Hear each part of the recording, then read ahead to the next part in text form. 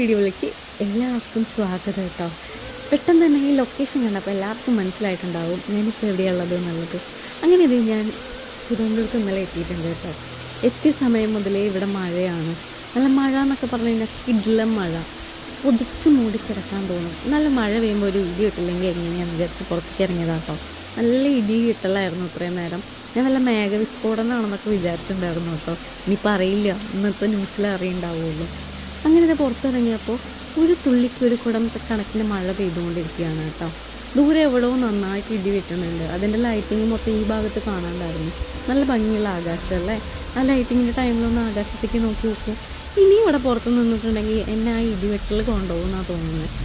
അതുകൂടാതെ എനിക്ക് വേറൊരു കാര്യം ചോദിക്കാണ്ട്, നിങ്ങളൊക്കെ ഈ വീഡിയോ എവിടുന്നാണ് കാണുന്നതെന്നുള്ളതൊന്ന് പറയുമോ കമൻറ്റിൽ. എൻ്റെ ഒരു സന്തോഷത്തിനാണ് കേട്ടോ.